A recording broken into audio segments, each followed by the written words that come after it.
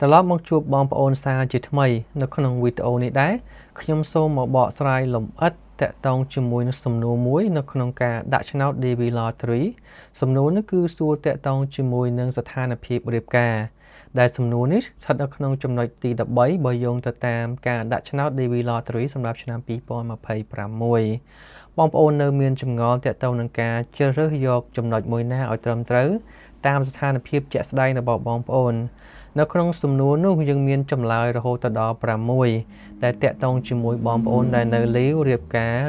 ហើយមិននៅជាមួយគ្នាផ្សេងៗបើនៅក្នុងសំណួរនេះដែរគេសួរថាតើស្ថានភាពរៀបការរបស់បងប្អូននឹងគឺយ៉ាងដូចម្ដេចក្នុងចម្លើយទី1គេដាក់ថា unmarried នឹងគឺសំដៅទៅលើបងប្អូនដែលមិនធ្លាប់រៀបការឬក៏ម្យ៉ាងទៀតយើងហៅថា single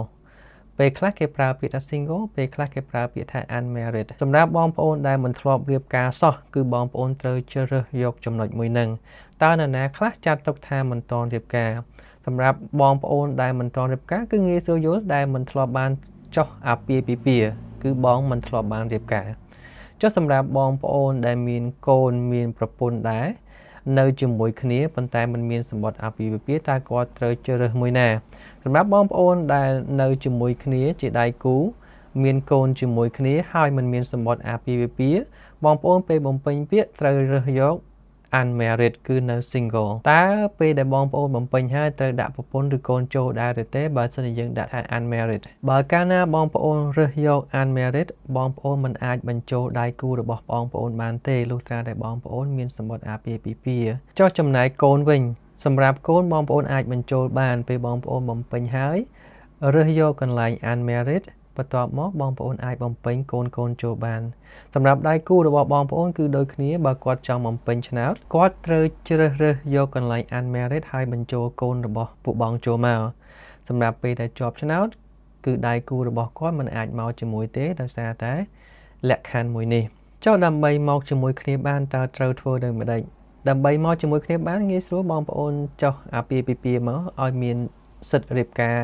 ផ្លូវច្បាប់ត្រឹមត្រូវពេលបងប្អូនបំពេញឆ្នោតបងប្អូនត្រូវជ្រើសរើសមួយក្នុងចំណោម2នៅខាងក្រោមនេះគេដាក់ថា married and my spouse is not a US citizen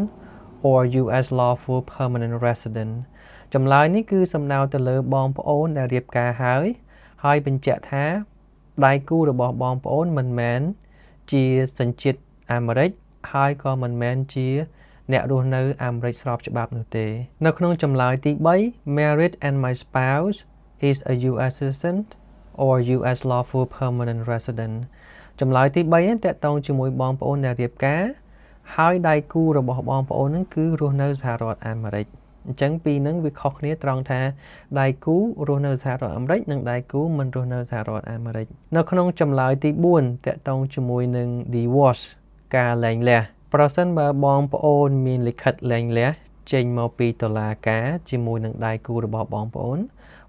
ត្រូវជ្រើសរើសចំណុចមួយនេះហើយបើសិនជាបងប្អូនមានកូនគឺបងប្អូនដាក់បញ្ចូលដូចគ្នាដូចជាមួយនឹង unmarried ដែរប្រសិនបើសងខាងនៃប្តីនិងប្រពន្ធចង់ដាក់ឆ្នោតគឺគាត់ដាក់ឆ្នោតដោយជ្រើសរើសយកការលែងលះ divorce ហើយបញ្ចូលកូនគាត់មកក្នុងករណីដែលបងប្អូនលែងលះគ្នាដោយមិនបានចូលតាមតុលាការមានក្រដាសស្នាមត្រឹមត្រូវនោះមិនចាត់ទុកថាបងប្អូនបានលែងលះនោះទេលុះត្រាតែបងប្អូនមានក្រដាសបង្ហាញស្ថានទូតថាបងប្អូនបានលែងលះជាផ្លូវការផ្លូវច្បាប់អញ្ចឹងពេលទៅសម្ភាសគេត្រូវការក្រដាសមួយនឹងដើម្បីបញ្ជាក់នៅក្នុងចម្លើយទី5តកតងជាមួយនឹងមេម៉ាយឬពោះម៉ាយwidow សំដៅទៅលើពោះម៉ាយឬមេម៉ាយចម្លើយនេះតាក់ទងជាមួយនឹងបងប្អូនដែលមានប្រពន្ធឬប្តីដែលបានចែកឋានទៅអញ្ចឹងយើងត្រូវជ្រើសរើសយកចម្លើយទី5 widow ហើយពេលយើងបំពេញបើសិនជាមានកូនចៅយើងដាក់មកខ្ញុំសូមបញ្ជាក់មួយទៀតប្រសិនបើបងប្អូនមានកូនទោះបីជាលើស21ឆ្នាំក៏ដោយ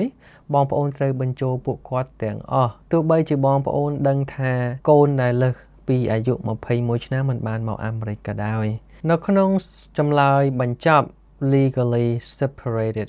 សំណួរនេះវាមានលក្ខណៈពិសេសមួយខុសពីខាងលើដោយសារតែបងប្អូនដែលមានសម្បត្តិអាពាហ៍ពិពាហ៍រៀបការនៅជាមួយគ្នាបន្ទាប់មកបងប្អូនអត់ត្រូវការលែងលះទេ តែបងប្អូននៅផ្សេងគ្នាពេលដែលយើងនិយាយថានៅផ្សេងគ្នានេះគឺមិនមែនថាយើងនៅផ្សេងគ្នាដោយចិត្តដោយឯងនោះទេលុះត្រាតែបងប្អូនបានទៅតុលាការហើយមានក្រដាស់ចេញមកពីតុលាការថាបងប្អូនស្ថិតនៅក្នុងការរៀបការប៉ុន្តែនៅដាច់ដោយឡែកចំនួននេះពិសេសមិនភាគច្រើនគឺមិនសំដៅទៅលើស្ថានភាពអ្នកស្រុកខ្មែរយើងទេភាគច្រើនគឺសំដៅទៅលើខាងអ្នកអាមេរិកដោយសារតែអ្នកខ្លះគាត់សុខចិត្តនៅឈ្មោះនៅរៀបការជាមួយគ្នាប៉ុន្តែគាត់អត់នៅជាមួយគ្នាអញ្ចឹងនៅតុលាការគេអាចមានចេញក្រដាស់មួយបញ្ជាក់ទៅលើការនៅរៀបការប៉ុន្តែរស់នៅផ្សេងគ្នាបើសិនជាបងប្អូនស្ថិតនៅក្នុងលក្ខខណ្ឌមួយនេះបងប្អូនជ្រើសរើសយកចម្លើយចុងបញ្ចប់ខ្ញុំសង្ឃឹមថាការបកស្រាយតាក់ទងជាមួយនឹងការរៀបការស្ថានភាពនៃការរៀបការនេះបានច្បាស់ប្រសិនបើនៅមានចម្ងល់សូមបងប្អូនដាក់សំណួរនៅពីខាងក្រោមនៅក្នុងវីដេអូនេះក្រោមវីដេអូនេះខ្ញុំនឹងប្រឹងឆ្លើយរាល់សំណួរដែលបងប្អូនបានសួរបើអរគុណបើសិនជាវីដេអូនេះមានប្រយោជន៍សូមបងប្អូនចុច like share សម្រាប់ឲ្យអ្នកដទៃបានទទួលដំណឹងនេះផងនៅក្នុងវីដេអូបន្ទាប់ខ្ញុំនឹងនិយាយអំពីការជ្រើសរើសចម្លើយទាក់ទងជាមួយនឹងការអប់រំប្រសិនបើបងប្អូនចប់ទី12ឬក៏បន្តទៅថ្នាក់បញ្ញាបត្របបណ្ឌិតតើត្រូវដាក់មួយណាក្នុងការបំពេញឆ្នោត